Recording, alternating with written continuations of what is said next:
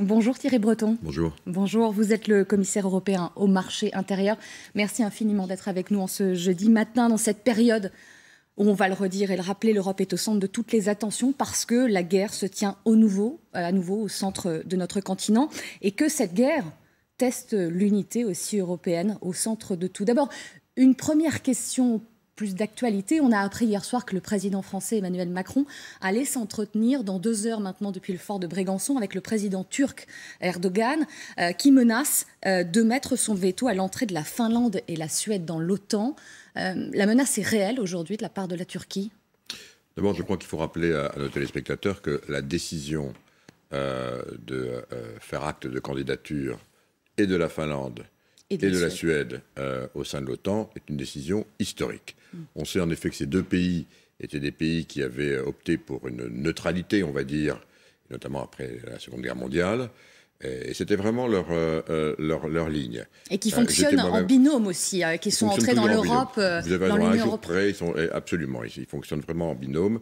Et 3 mois avant le début de cette guerre que la Russie a décidé de mener en Ukraine, l'opinion publique finlandaise, par exemple, n'était qu'à 20% pour l'entrée en OTAN. C'était toujours le sentiment de l'opinion publique.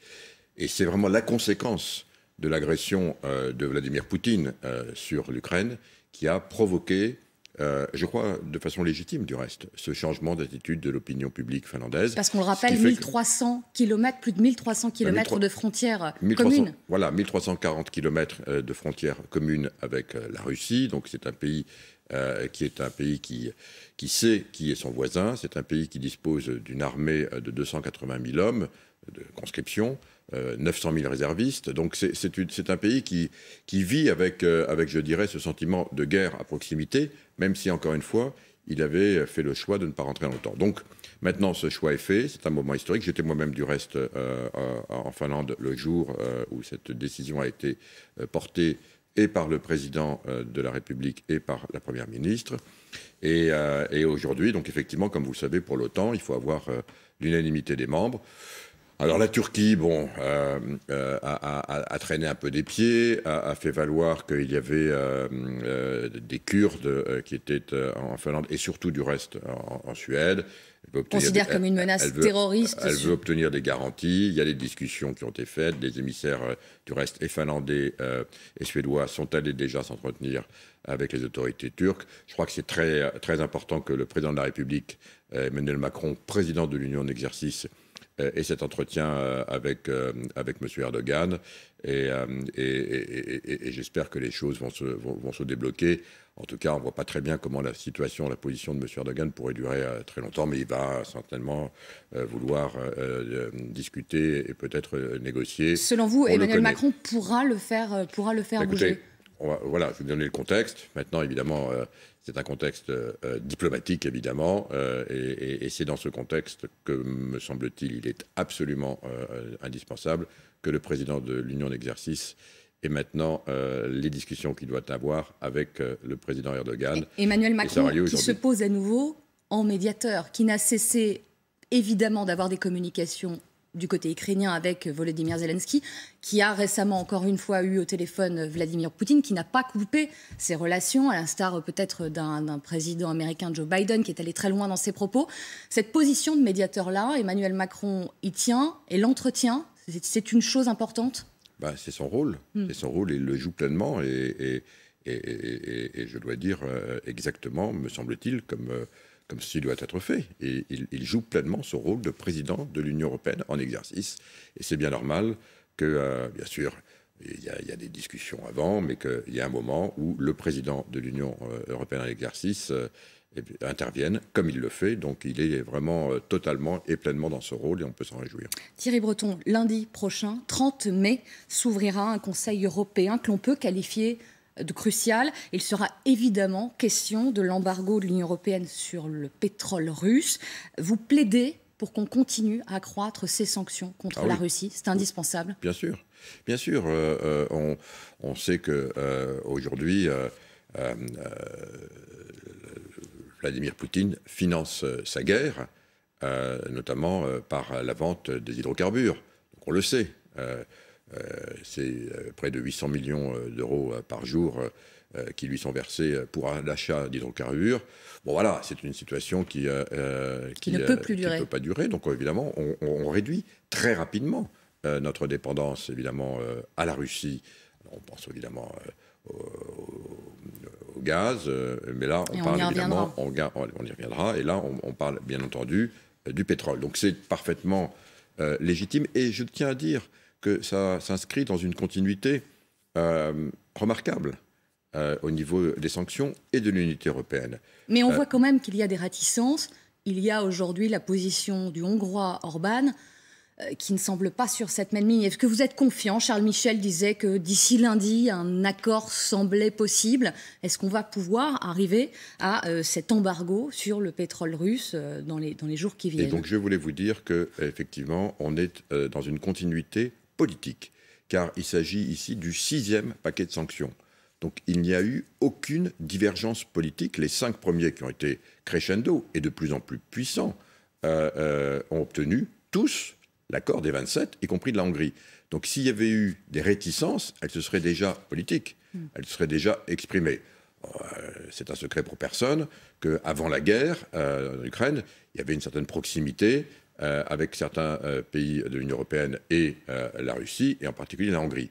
Eh bien, cette proximité, elle n'a pas empêché l'ensemble des 27 de mener à leur terme 5 paquets de sanctions extrêmement puissants, et donc de façon unanime. Donc il ne s'agit pas d'un différend politique, il s'agit tout simplement qu'on maintenant rentre dans les aspects énergétiques et que les pays de l'Union n'ont pas tous les mêmes dépendances par rapport au pétrole ou au gaz que d'autres.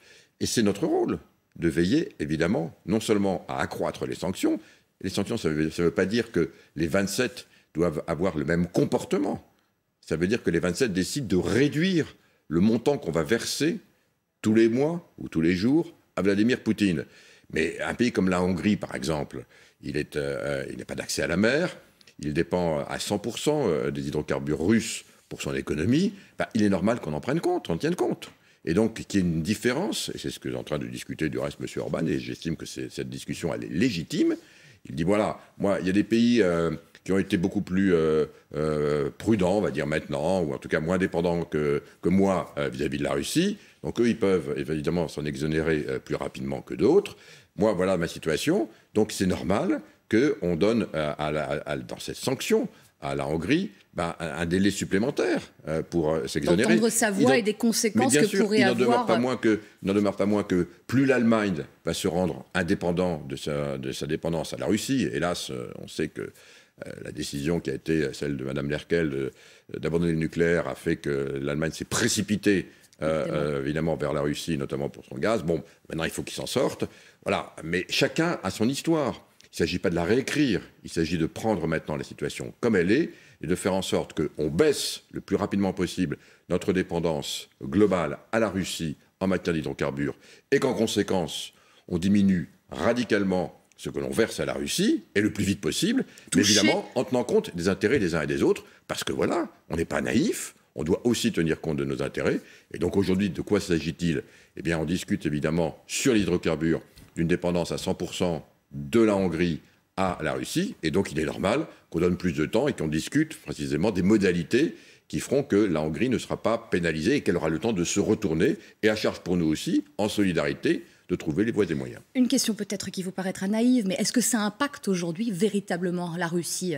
Toucher la Russie au portefeuille, mettre en place ces embargos, l'enjeu, il est lequel? Est-ce que vous pensez vraiment que ça a des conséquences réelles? Parce qu'on voit qu'aujourd'hui, Vladimir Poutine est un personnage difficile à capter et à comprendre, et que sa ligne ne change pas et ne bouge pas. Alors il y a plusieurs aspects dans votre question. Qu'il soit difficile à capter, à comprendre, ça n'a échappé à personne. Peut-être même du reste à la population russe. En tout cas, voilà, il est ce qu'il est, et désormais il a décidé de cette guerre de façon tout à fait unilatérale, évidemment illégale au regard du droit international. C'est la première fois depuis la Seconde Guerre mondiale qu'une telle action se passe sur le continent européen. Il en est le seul et l'unique responsable. Bon, maintenant, on doit évidemment gérer cette situation. Ce n'est pas l'Europe qui est en guerre contre la Russie, c'est la Russie qui a déclaré la guerre à l'Ukraine. Voilà, maintenant, une fois qu'on a dit ça, les sanctions, évidemment, elles sont là et elles vont continuer. Oui, bien sûr, demander aux oligarques s'ils sont heureux de cela, bien sûr que non. On a saisi aujourd'hui pour plus de 10 milliards d'actifs, on va continuer, évidemment. On a mis des listes d'entreprises sur sanctions. On est en train de criminaliser maintenant ceux qui ne respecteront pas ces sanctions. Donc, bien sûr, c'est important. C'est important aussi pour isoler, non pas, encore une fois, c'est pas contre le peuple russe, c'est tout simplement isoler ce gouvernement qui est en train de mener une action totalement illégale, terrible même, sur le continent européen. Et ça va continuer. Alors les conséquences, malheureusement, on le sait, pour le peuple russe, c'est une inflation comme jamais en Russie. Ça a été évidemment des impacts sur le rouble. C'est évidemment une récession qui est en train de se produire en Russie. C'est la manque évidemment de matériaux critiques. Oui, on le sait tout ça, mais on espère que désormais le peuple russe va aussi savoir se faire entendre auprès de son gouvernement, parce qu'aujourd'hui, c'est quand même le gouvernement russe et Vladimir Poutine qui sont les seuls responsables de cette situation et des conséquences. Aux téléspectateurs qui nous regardent, doit-on se préparer à une guerre d'usure? Vous disiez que le terme de cette guerre n'est connu de personne. Malgré tout, selon vous, est-ce que cette guerre va durer, peut durer longtemps, dans le temps? Encore une fois, j'allais dire, si vous permettez, par définition et en référence historique, hein, quand une guerre est initiée, elle a été initiée, encore une fois, par Vladimir Poutine, on n'en connaît pas le terme. Le terme en sera connu, j'allais dire, de la palissade, quand les pourparlers, enfin, commenceront à avoir lieu. Et je rappelle que c'est ce que demande et l'Ukraine, et bien entendu l'ensemble de la communauté internationale, et en particulier celle qui soutient l'Ukraine. Bon, alors maintenant, oui, on voit bien que sur le terrain, l'armée russe n'a pas eu les succès qui avaient été escomptés, en tout cas imaginés et sans doute espérés par Vladimir Poutine au début. Ça n'a pas été une guerre éclair, c'est le moins qu'on puisse dire. C'est une guerre qui devient une guerre, hélas, j'allais dire classique, à la fois dans son enlisement et dans ses atrocités. Et donc nous, on fera tout ce que l'on peut pour continuer à aider, à répondre aux demandes de l'Ukraine et à l'aider, que ce soit en ce qui concerne évidemment les populations, que ce soit en ce qui concerne l'aide humanitaire, que ce soit en ce qui concerne celles et ceux qui doivent quitter l'Ukraine pour fuir les atrocités de l'armée russe, et que ce soit aussi pour répondre aux besoins à la fois financiers qui sont très importants. On parlera, j'espère, aussi de la reconstruction, mais aussi militaire et en matière d'armement. Bon, voilà. Donc, oui, je force est de constater que l'armée russe se retranche sur les zones qu'elle a occupées, c'est-à-dire, on le voit à l'est et au sud-est du pays, et qu'elle a, hélas, l'habitude dans cette région de mener des guerres longues. C'est ce qu'elle fait depuis 2014 en Donbass. Donc il est à craindre, effectivement, qu'il se replie sur ce qu'ils savent faire, c'est-à-dire des guerres un peu classiques dans leur mode opérationnel, et avec beaucoup d'artillerie, et de longue haleine et d'usure.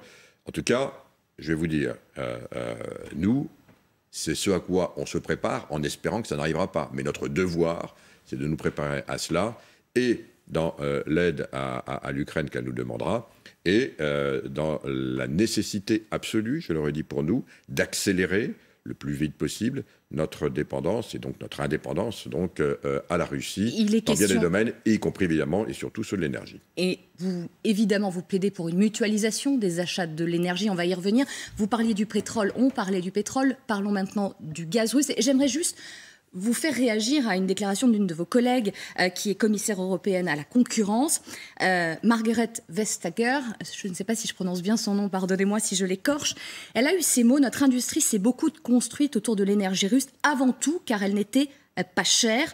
Nous nous sommes montrés cupides et non naïfs. Que vous inspirent ces propos? Est-ce que c'est finalement un constat légitime et finalement assez lucide de ce qu'a été notre dépendance à l'énergie russe pendant toutes ces années? Vous savez, si on voit les choses de façon très claire, la dépendance, elle est essentiellement due au choix, et ça n'a rien à voir, ni avec la cupidité, c'est peut-être du reste une mauvaise traduction d'un mot qu'elle a dû prononcer en anglais, parce que cupide veut dire autre chose, mais en français. Mais c'est la décision de l'Allemagne d'avoir décidé rapidement, très rapidement même, d'abandonner totalement l'énergie nucléaire. On s'en souvient, c'était dans le cadre d'une discussion à l'époque, je crois qu'il y avait Angela Merkel qui discutait aussi avec les Verts, qui le demandaient. Et encore une fois, je ne porte pas de jugement, mais le fait historique, c'est ni la cupidité, ni la naïveté. Le fait historique, ça a été le choix de l'Allemagne, pour des raisons de politique énergétique qui étaient de sortir du nucléaire, de s'en remettre quasiment à 100% au gaz russe, quel que soit son prix. C'était ça, ce qui s'est passé, et rien d'autre. Et effectivement, ce qu'il faut régler maintenant, c'est cette dépendance, parce qu'aujourd'hui, l'Allemagne importe beaucoup de gaz, on le sait, 46 milliards de mètres cubes. Bien plus que nous, bien plus Français, que tout le monde, que tous les Européens. Que toute l'Europe. Donc il faut maintenant, évidemment, aider l'Allemagne, finalement, à sortir de ce choix qui était la conséquence de l'abandon du nucléaire. Il faut aider l'Allemagne à le faire le plus vite possible, parce qu'effectivement, géopolitiquement, on voit, et encore une fois, il ne s'agit pas de réécrire l'histoire, mais on voit où ça nous mène aujourd'hui dans ce contexte international et ce contexte géopolitique qui n'est pas tenable. La conclusion, c'est effectivement qu'on en tire, c'est qu'il faut évidemment diversifier en permanence ces sources d'énergie, accélérer évidemment le renouvelable. Je le dis moi-même du reste, poursuivre le nucléaire parce qu'il est de plus en plus propre, et heureusement du reste qu'on a aujourd'hui un nombre important de pays qui poursuivent, parce que c'est aussi notre autonomie et notre indépendance, et qu'il faut aussi avoir de la stabilité. Et là-dessus, vous êtes sur la ligne du président Emmanuel Macron réélu, dont finalement accélérer le nucléaire et construire de nouvelles centrales fait partie de son programme. Enfin, c'est complètement sur cette ligne-là et sa volonté. Mais aujourd'hui, 26% de notre électricité est produite par le nucléaire. On est en train d'électrifier au maximum, évidemment, que la transition. Alors, on va la créer comment, cette énergie? Puisqu'on ne peut plus la créer par le gaz, puisqu'on ne peut plus la créer par le charbon, il faut la créer évidemment en accélérant les parcs éoliens ou le solaire. On sait aussi qu'il y a de l'intermittence, donc il faut aussi avoir des sources d'énergie qui permettent, lorsque les éoliennes ne tournent pas ou qu'il n'y a pas assez de soleil, d'avoir un minimum. Et on voit bien que le mix énergétique qui comporte une part de nucléaire, pas tout évidemment, est indispensable à l'autonomie, ce qui est ce sur quoi nous travaillons, l'autonomie donc de l'Europe en matière énergétique et en matière d'électrification, puisque c'est de ça dont il s'agit, pour verdir évidemment l'ensemble de notre économie et notre industrie. Une autonomie, Thierry Breton, commissaire européen, je le rappelle, qui passe aussi, et vous plaidez pour ça, par une mutualisation des achats. Sur l'énergie, il faut aller plus loin, plus vite. Quand est-ce qu'on y va? Oui, d'abord, on n'a pas chômé, parce que on est vraiment, on a accéléré de façon très significative notre indépendance. Évidemment, on augmente aujourd'hui les achats de gaz naturel liquéfié. Alors là aussi, on se rend compte qu'il y avait certains pays, dont l'Allemagne, qui n'avaient pas de terminaux. Parce qu'évidemment, une fois que les bateaux arrivent, il faut à ce moment-là réinjecter donc, le gaz. Mais là aussi, sur ce sujet-là, l'unité de l'Europe est mise à rude épreuve. Il y a des volontés communes, mais qui se frottent et qui se confrontent finalement à la réalité. Je ne suis pas d'accord avec vous, si vous permettez. L'unité, elle est exceptionnelle. Elle a été exceptionnelle pour les vaccins. Elle est exceptionnelle, et je peux apporter témoignage. Je me suis occupé des vaccins, comme vous le savez. Elle est exceptionnelle. On l'a acheté en commun, et c'est comme ça qu'on a fait de notre continent le premier continent à la fois vacciné et de fabrication de ces vaccins, en mutualisant nos efforts. Là, c'est la même chose. En 3 mois, on parle de 3 mois.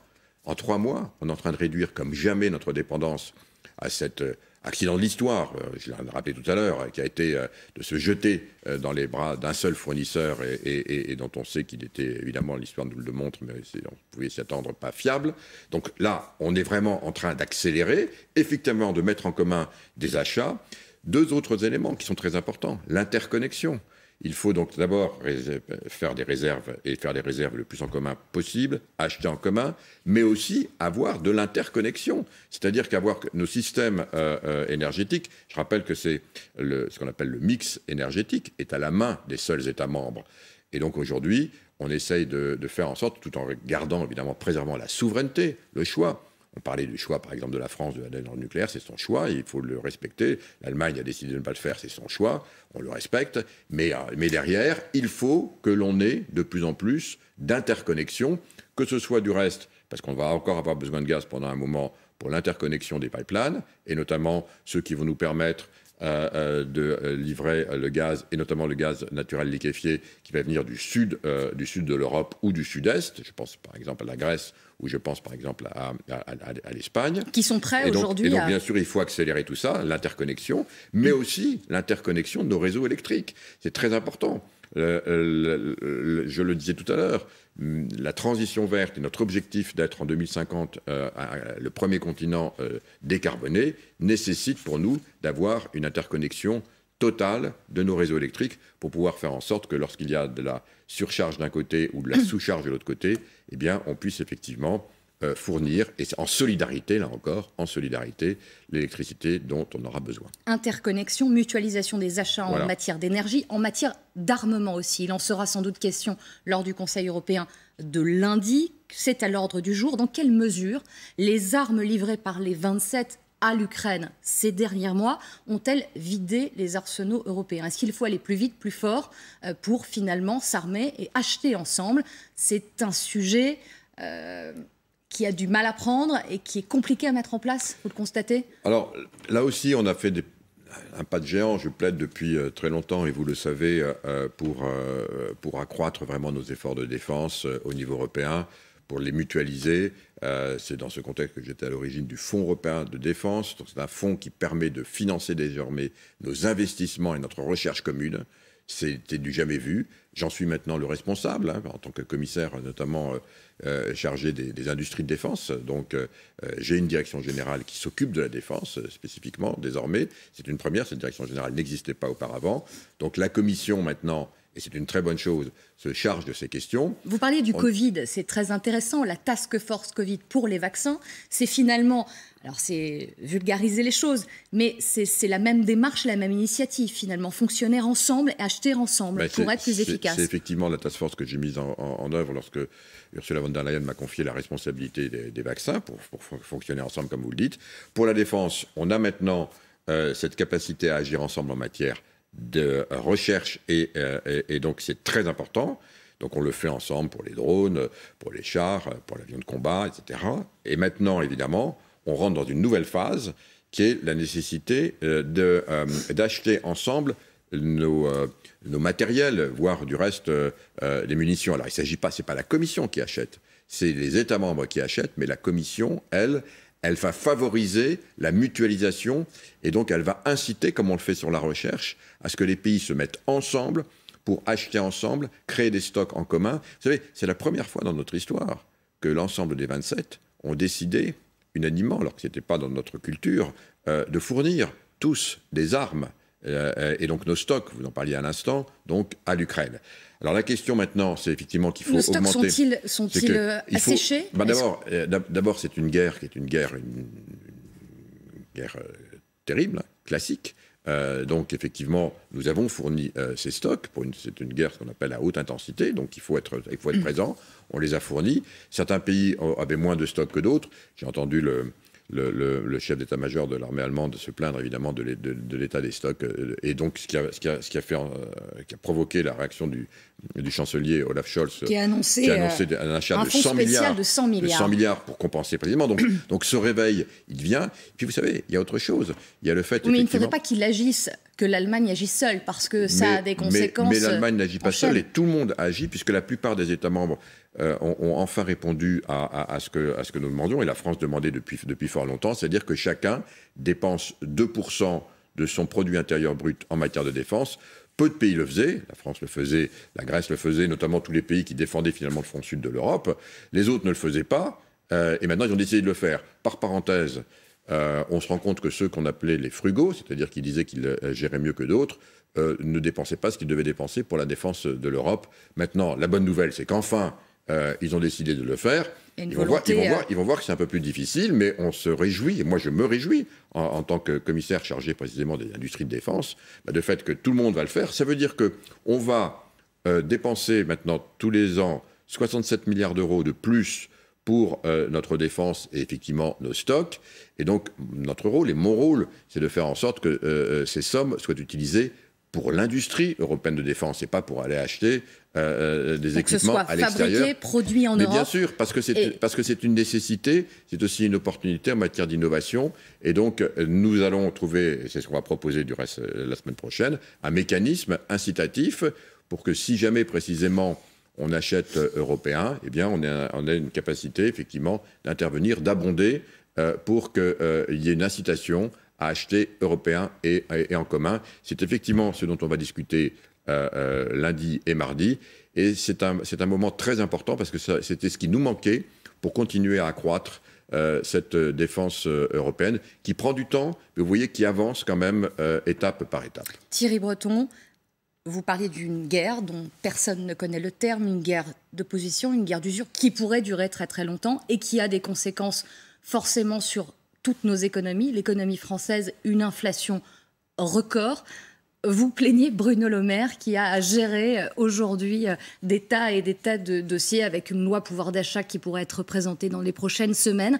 C'était une bonne chose finalement, cette continuité de le laisser à Bercy gérer ces dossiers urgents? Alors d'abord, 3 choses. Évidemment, je suis commissaire européen, je ne vais donc pas commenter évidemment les choix d'un État membre, même si c'est celui que je connais le mieux et qui m'est cher, la France. Mais je vais quand même répondre à la globalité de votre question. L'inflation, ce n'est pas en Europe. L'inflation, elle est mondiale.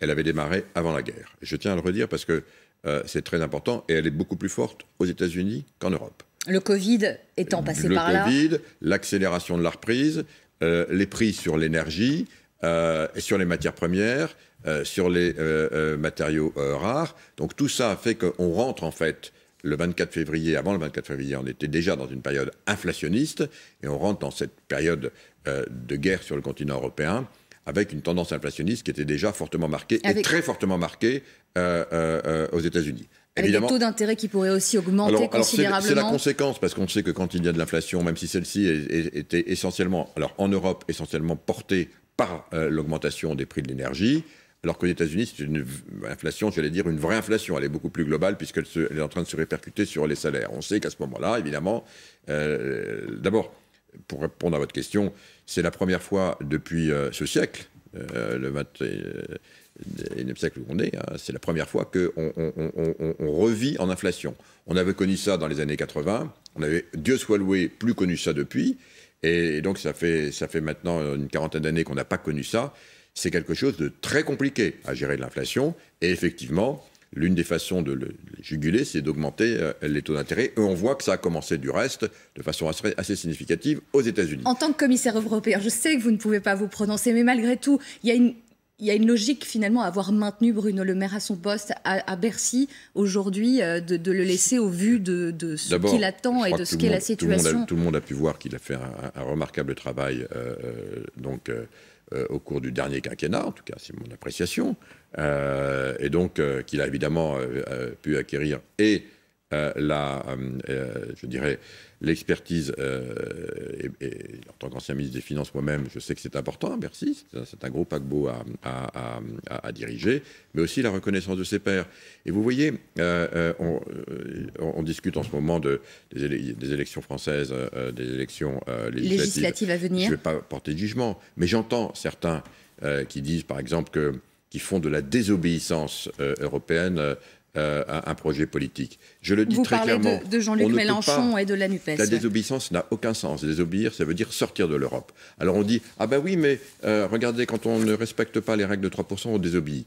Eh bien, j'invite M. Mélenchon à lire très précisément les traités et tous ceux qui le soutiennent, y compris ceux qui sont des Européens et qui l'ont rejoint au sein de la NUP. Je crois que c'est comme ça que l'on dit. NUP ou NUPES, oui, en effet. Il y a plusieurs versions. Eh bien, non. La désobéissance ne fait pas partie des traités européens. En revanche, le fait qu'il y ait des cas, des situations où on discute, et parce qu'on est en situation de force, on peut faire entendre sa voix, et qu'on s'exonère de notamment des fameux 3%, c'est le cas aujourd'hui. C'est parce qu'on est fort qu'on peut le faire. La France et d'autres l'ont fait accepter. On vient de repousser, du reste, d'un an supplémentaire, non pas par désobéissance, mais par construction et par force politique, le fait d'être exonéré au cours de l'année 2023 de ces fameux 3% de déficit. La mise au point est entendue. Merci beaucoup Thierry Breton d'être venu ce matin sur LCI. Tout de suite, c'est le temps de